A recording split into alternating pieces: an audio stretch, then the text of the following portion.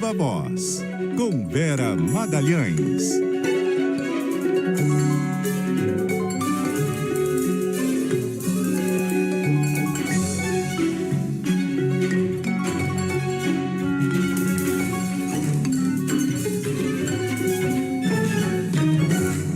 E aí, Vera? Olá, boa tarde, Sardenberg. Boa tarde, ouvintes. Também quem nos acompanha por imagens. Bom, nós temos a questão aqui do marco temporal. E você tem aí uma tese, né? Uma avaliação, digamos.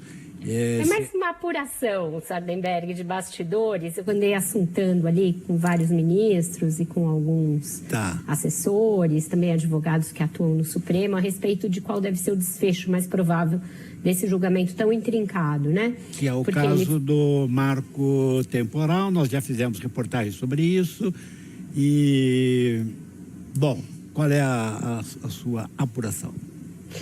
Então, o que está em discussão é se, para demarcações de terras indígenas de agora em diante, irá vigorar a tese desse marco temporal, segundo o qual só estariam sujeitas a demarcações terras em que os povos originários comprovassem que estavam instalados desde antes da promulgação da Constituição de 1988. A gente sabe que todos os povos indígenas são absolutamente contrários a essa ideia, dizem que ela afronta o princípio constitucional de garantir a eles direito à terra como um direito inalienável, e isso dividiu muito os políticos, dividiu muito o Supremo Tribunal Federal também. Já houve 2 suspensões desse julgamento e agora o ministro André Mendonça pediu vista e está devolvendo porque a ministra Rosa disse que gostaria de votar antes de se aposentar. Por que ele pediu vista?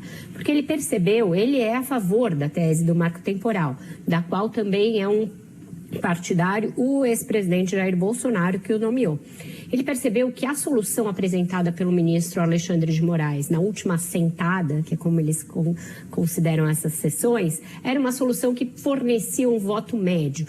Ele nega o marco temporal, diz que ele de fato é inconstitucional, que o Constituinte não determinou aquilo, mas propõe que nas ocupações de terras que sejam terras indígenas, que tenham sido feitas de boa fé, ou seja, que o proprietário rural, que o proprietário de terra tenha feito isso de boa fé, a União deve indenizá-lo se quiser demarcar aquele território como um território indígena. Isso ocorre muito em áreas no Mato Grosso do Sul, tem áreas em que tem essa comprovação de uma ocupação antiga e que agora está sendo reivindicada pelos povos indígenas, e isso suscita muito conflito. Esse deverá ser o voto, segundo eu apurei, que vai realmente prevalecer. Por quê?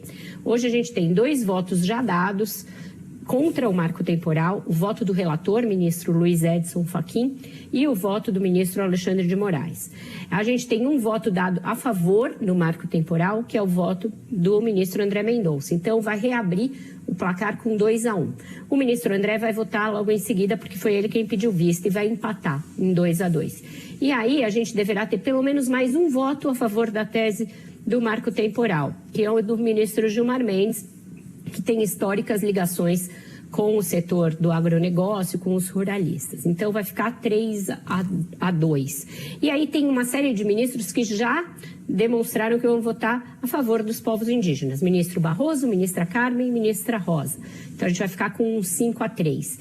E aí sobram 3 ministros cujos votos são mais imponderáveis. Do ministro Toffoli, do ministro Luiz Fux e do novato Luiz Zanin, Cristiano Zanin, aliás, que tem causado toda essa celeuma pelos seus votos conservadores e que foi, inclusive, procurado pela ministra Sônia Guajajara nessa semana.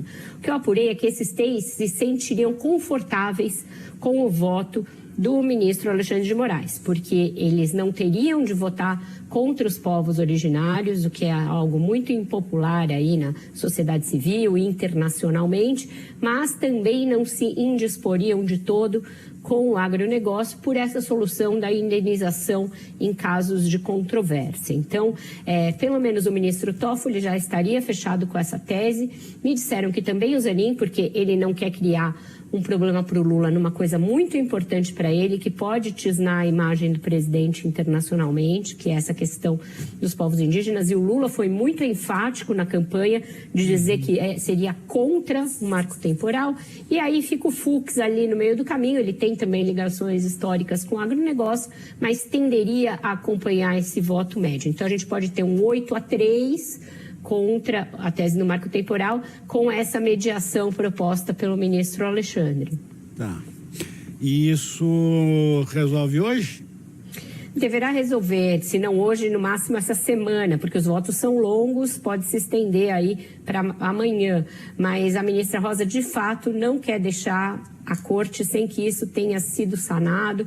É um compromisso que ela fez com os povos indígenas e é um compromisso que ela tem também de votar nessas questões que são paradigmáticas antes de deixar a corte. Ela quer votar no aborto, ela quer votar nisso, então ela está pressionando muito para que os ministros que pedem vista desses julgamentos importantes devolvam logo para julgamento em plenário. Sartenberg.